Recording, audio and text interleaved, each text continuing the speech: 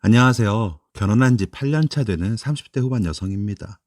몇 달 전 정말 제 인생을 무너뜨릴 만한 일을 겪어 고심 끝에 누군가는 저와 같은 일을 겪지 않았으면 해서 사연을 보내봅니다.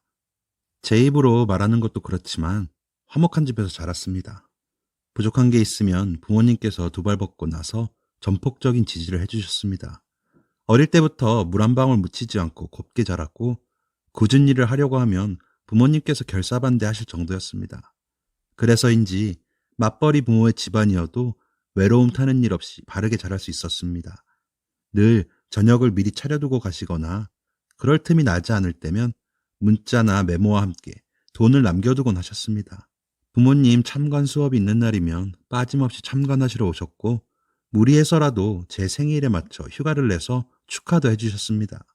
제가 좋아하는 게 뭔지도 꼭꼭 잊지 않고 케이크에 싼 은초대를 꽂아 치킨이며 초밥이며 온갖 진수성찬을 늘어놓았습니다. 보통은 미역국을 끓여주시긴 했지만 저는 어릴 때부터 미역국을 먹을 때마다 개원했기 때문에 대신 좋아하는 걸 만들어주기로 오래전부터 약속했었습니다. 그래서 다른 집과는 비슷하면서도 조금 다른 생일날을 보내기도 했죠. 바쁘신데도 불구하고 제게 쏟아주시는 무한한 애정 덕분에 고등학생 때는 별다른 걱정 없이 공부에만 집중할 수 있었습니다. 대학 때에도 다른 학우들은 힘들게 제 손으로 알바하고 다닐 때 저는 저를 위해 희생도 마다하지 않는 부모님 덕에 고생 한번 하는 일 없이 평탄하게 다닐 수 있었습니다. 그때 이야기를 하면 부모님이 항상 이렇게 말씀하시는데 너 키우는 거 안 힘들었어. 우리 딸이 예쁘게 자라주는데 우리가 힘들 게 뭐 있어? 속 썩이는 일도 없었지. 매번 좋은 소식만 물어다 주는데 엄마 아빠가 돈 버는 게 힘들었겠니? 네가 행복하면 우리도 행복해. 다른 집 이야기만 들으면 우리 애도 나쁜 길로 빠지는 거 아닌가? 친구 잘못 사귀어서 우리 딸 마음 다치지는 않을까? 노심초사하긴 했는데 그런 일도 없었잖아. 그것보다 꼭 좋은 대학 붙겠다고 늦게까지 학원에서 공부한 네가 힘들었지. 라고 말씀하시면서 주름진 손으로 제 손을 꼭 부여잡아 주셨습니다. 찬찬히 엄마를 다시 보니 늙어가고 있다는 게 부쩍 그날따라 눈에 띄었습니다. 내색은 안 하시지만 그간 저를 키우시면서 힘든 일도 많으셨을 텐데 저한테 투정 한 번 안 하는 게 정말 대단하다고 느꼈습니다. 사회생활을 시작했을 때 부모님이 저를 키우면서 어떤 기분이었을지를 생각해 보니 정말 가슴이 짠해지기도 했습니다. 저 역시 부모님을 보고 배우자는 마음으로 좋은 부모가 되어야겠다고 다짐하게 됐습니다. 대학교를 다니면서 지금 남편과 만나게 되었고 처음 만난 순간부터 저를 어찌나 집요하게 따라다니던지 끈기에 져서 한번 만나보자는 마음으로 교제를 시작했습니다. 참 사람이 성실하고 바르다. 그렇게 생각하게 된 계기가 대학교 다닐 때도 술 한 번 하지 않고 아닐 때는 아니다라고 말할 수 있는 사람이었습니다. 결혼하기 전부터 시부모님 일로 너 힘들게 하지 않겠다. 엄포를 놓듯이 말하기도 했죠. 수진아, 너 우리 부모님 일로 힘들게 하는 일 없을 거야. 내가 약속 한 번 하면 어기는 일 없는 거 알잖아? 만약에라도 그런 일이 있으면 나한테 솔직하게 말해. 어찌나 기세가 대단하던지. 시어머니도 저한테 웬만한 일이 아니면 연락을 잘 안 하시기도 했고 안 보이는 곳에서 중재를 잘해 주었습니다. 그래서인지 서로에게 그리 깊게 간섭하지 않는 좋은 고부관계를 형성할 수 있었어요. 시어머니는 발이 넓으신 편이라서 여기저기서 소문을 많이 듣고 오시는 탓에 꽤 수다스러운 편입니다. 게다가 부침성도 좋은 것도 있고 공감도 잘 해주시는 편이라 사소한 것에도 오버스럽게 반응하시는 편이에요. 그래서 가끔 제가 시어머니께 상담을 하는 일도 꽤 있었어요. 저희 집이랑 다름없이 한 가족이 된 사람에게 아낌없이 정을 베풀어 주셨습니다. 별 불화 없이 원만하게 지내려 서로 노력하는 게 보였습니다. 특히 시아버님은 시어머니를 굉장히 아끼셨어요. 무슨 일이라도 생겼나 싶으면 한달음에 달려 안위를 살피시기도 하고 일도 일이지만 가족이 제일 중요하다고 입버릇처럼 말하셨습니다. 그리고 자기 말을 절대 어기지 않는 정직하고 현명한 분이셨죠. 남편 사이에서 토끼 같은 자식 2명 낳아 오순도순 행복을 누리며 평화로운 날들의 연속이었습니다.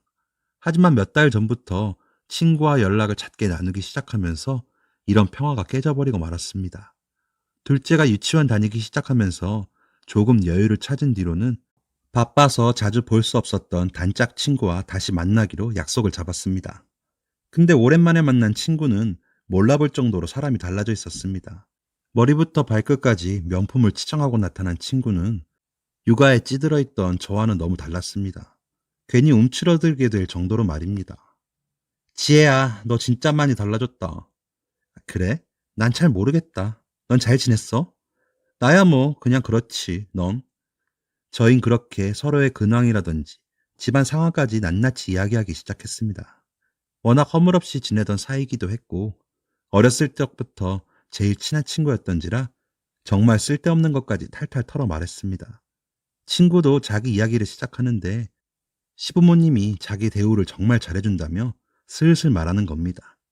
저는 너무나도 달라진 친구의 모습에 철석같이 믿을 수밖에 없었습니다. 이 친구는 홀어머니 밑에서 자라 가난하게 자랐었던 터라. 나는 시어머니가 잘해주셔도 너무 잘해주시지. 이 샤넬백도 시어머니가 사주신 거야. 이런 거 안 주셔도 된다고 극구 말렸는데도 한 집안 된 며느리라며 이 정도도 못 해주겠냐고 해주시더라고. 좋은 마음에 해주시는 건데 거절하는 것도 뭐 해서. 안 그래도 며느리 맞이해서 손주 낳으면 꼭 자기가 돌봐주고 싶었다면서 자주 봐주시러 와주셔. 게다가 저번엔 애들 있으니까 차 없으면 힘들지 않냐고 차까지 사주셨다니까.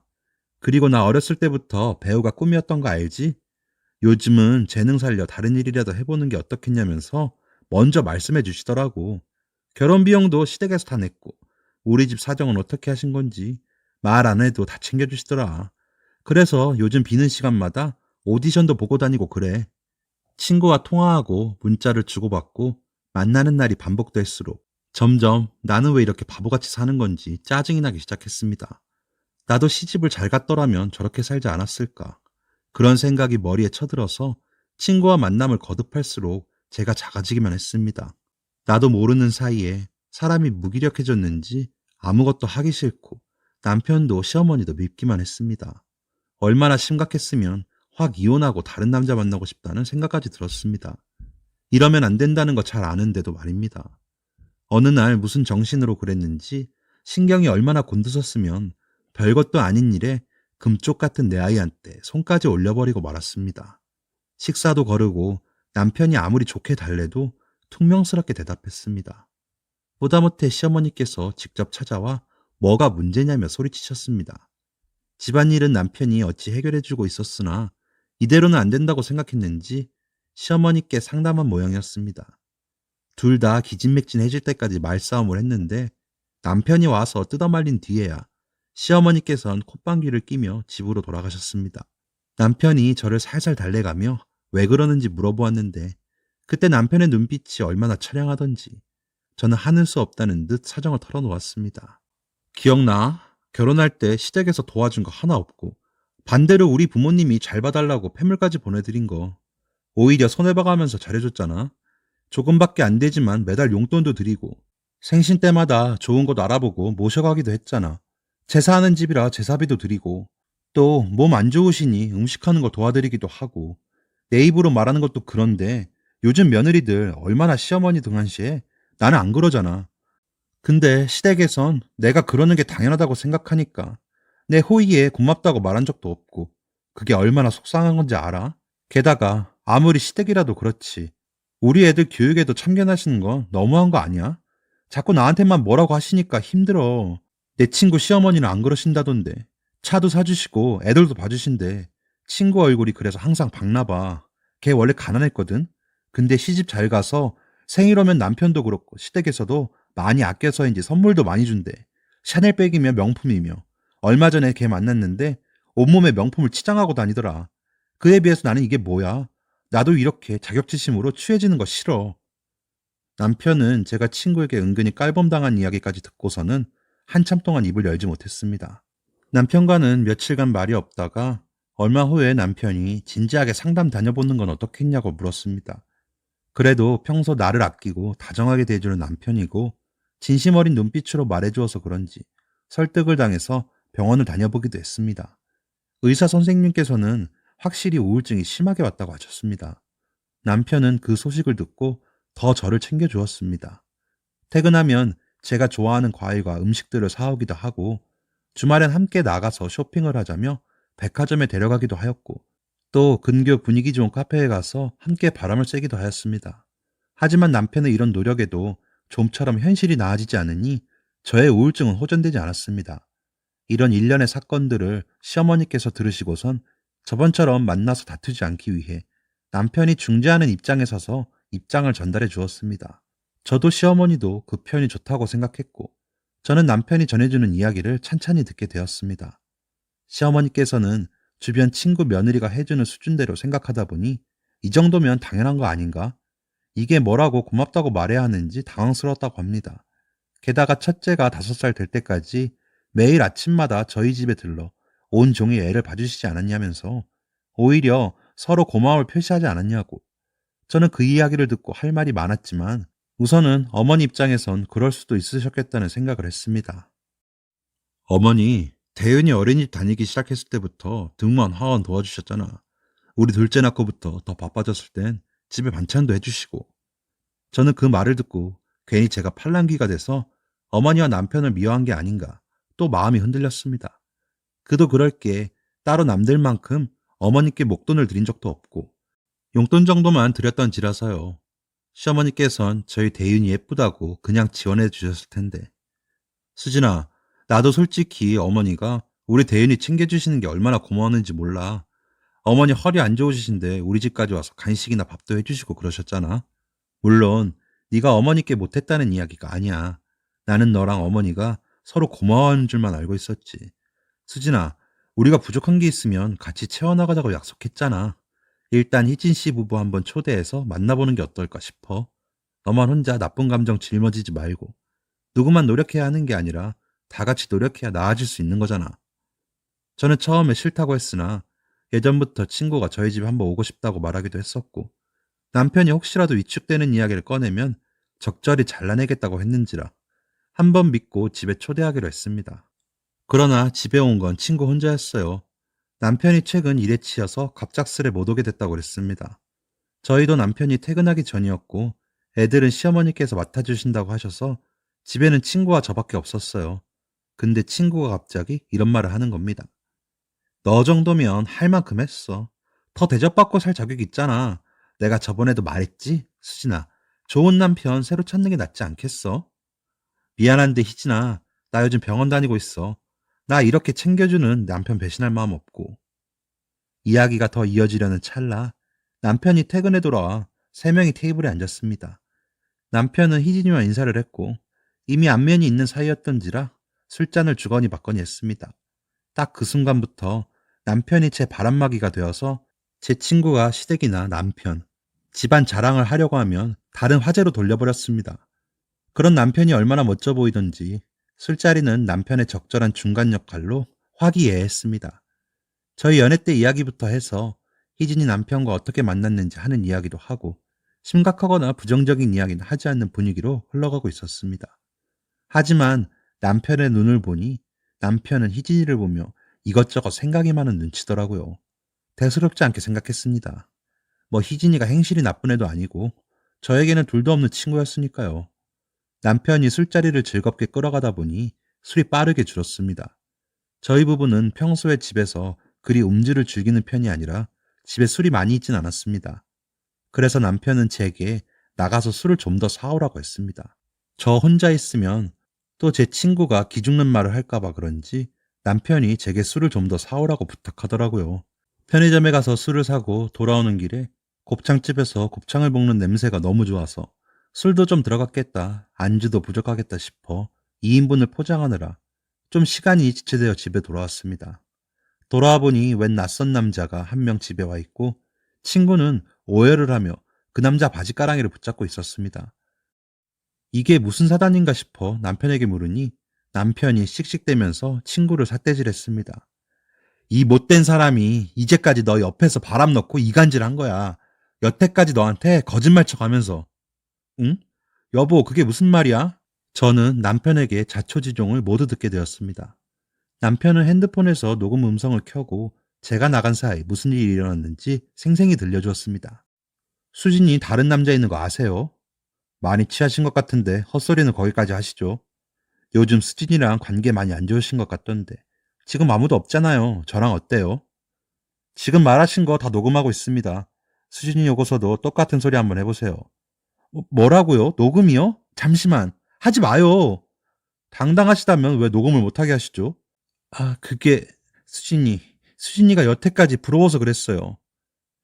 그래서 이제껏 잘 살고 있는 친구 꼬드겨서 친구랑 시댁 식구한테 이간질 시켰나요?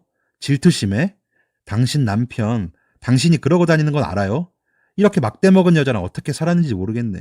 한번 낯짝이나 보게 불러보죠. 안 그러면 인터넷에 다 까발려서 얼굴도 못 들고 다니게 해줄 겁니다. 남편의 으름장에 희진이는 남편을 불렀고 이윽고 희진이의 남편이 도착해서 제 남편이 희진이의 행실을 알리고 이 사단이 됐다는 겁니다. 저는 희진이에게 왜 이런 짓을 했느냐 따졌습니다. 어릴 때부터 정말 뭐든지 털어놓을 수 있는 친구라고 믿었는데 왜 이런 짓을 했는지 도무지 이해가 안 갔습니다. 힘들 때 서로 돕고 좋은 일 있으면 자기 일인 것처럼 기뻐하곤 했는데 넌 옛날부터 다 가졌잖아. 네가 뭘 알아?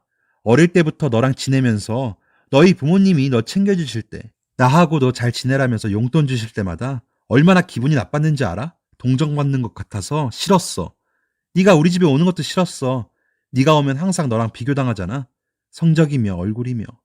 넌 여태까지 다 가졌으니까 내가 좀 뺏어가면 어때서? 뭐 덧나기라도 해. 너 이만큼 행복했으니까 됐잖아. 네, 여기까지 듣고 저는 알게 되었습니다. 이 모든 것이 친구의 질투 때문이었다는 것을요.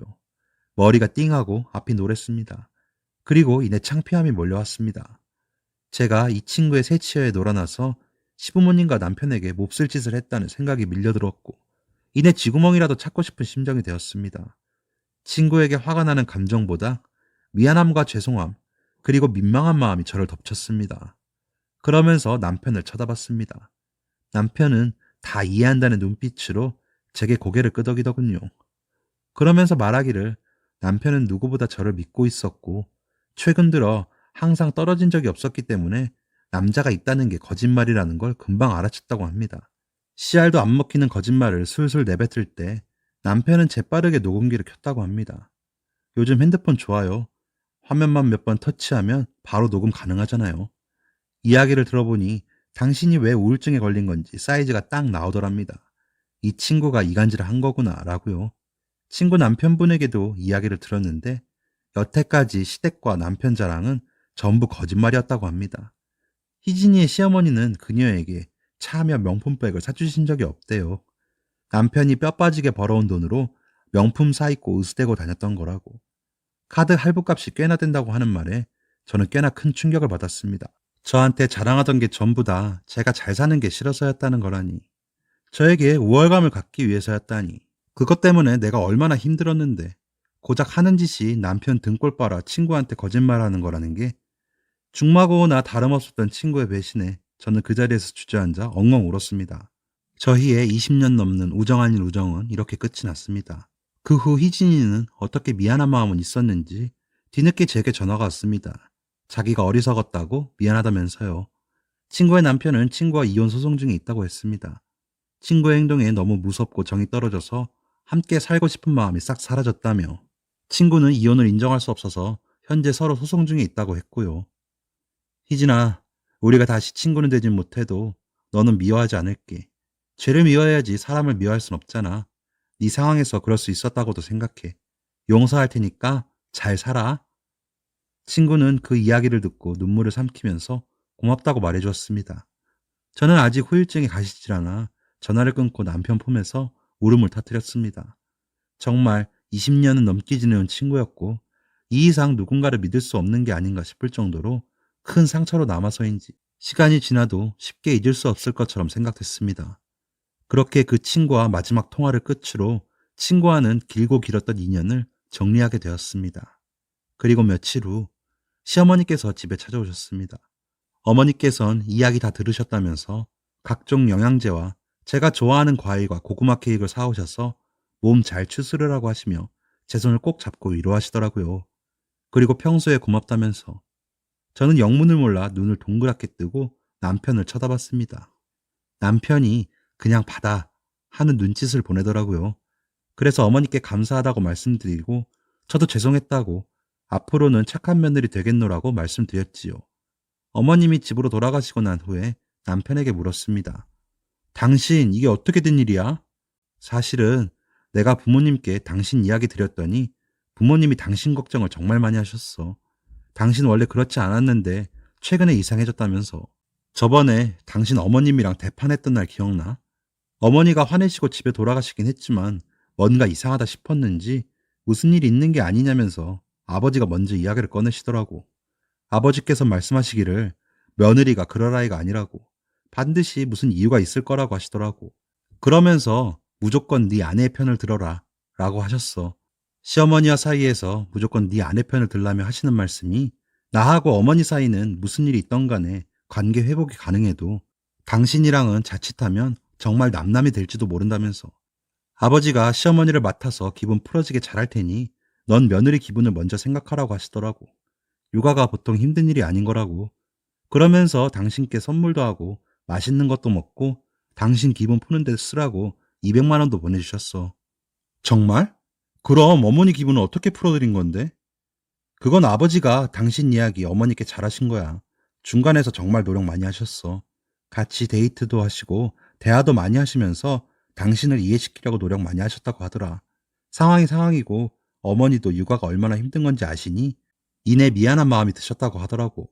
그 말을 듣고 저는 갑자기 울컥하고 죄송스러운 마음이 들어서 시어머니께 바로 전화를 드렸습니다. 시어머니께서는 교육회관에 참견하시는 것도 미안하다 하시고 앞으로는 서로 챙기면서 잘 살자는 말씀을 하셨고 저는 눈물이 왈칵 나왔습니다. 저는 제 어리석음에도 불구하고 저를 이렇게 챙겨주는 시댁과 남편 덕에 위기를 넘길 수 있었습니다. 무엇보다도 지혜로우신 시아버지 덕분이었지요. 지금에 와서는 그래도 웃으며 말할 수는 있지만 만약 잘못되었으면 시댁과도 남편과도 돌이킬 수 없는 관계가 되었을지도 모릅니다. 그 이후로는 남의 말에 휘둘리지 않고 지금 가진 것에 만족하면서 살고 있습니다. 당장의 유혹에 눈이 멀어 주변을 등한시하는 게 얼마나 바보 같은 것인지도 알게 되었습니다. 남편에게 그간 정말 잘 챙겨주어서 고맙다고 말해주었습니다. 정말 다시는 겪고 싶지 않은 일이지만 이번 기회로 시댁과 남편과도 더욱 돈독해질 수 있었던 것 같네요. 남편이 일하고 돌아올 때마다 저 챙기느랴, 애들하고 놀아주랴, 또 중간에서 중재를 해주랴 얼마나 힘써주었는지 지금은 그런 남편의 부담을 덜어주려 시어머니께 제가 먼저 다가가는 일도 많아졌습니다. 그래서인지 시어머니께서도 부쩍 저를 더 챙기시고 또 저번의 일이 마음에 걸리셨는지 서로 고마움을 표시하는 데 있어 스스럼이 없는 사이가 되었습니다. 제가 괜찮아지면 다른 좋은 친구 소개시켜 줄 테니 걱정 말라면서 호언장담 하시기도 하셔서 같이 깔깔 웃고 그러기도 했네요. 여러분께서도 아무리 친한 친구일지라도 남의 말에 현혹되지 않기를 바랍니다. 만약 제 사연이 읽힌다면 시댁과 남편에게 정말 고맙다고 말하고 싶습니다. 긴 사연 들어주셔서 감사합니다.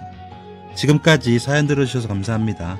사연이 재밌으셨다면 구독과 좋아요를 눌러주세요. 감사합니다. 안녕히 계세요.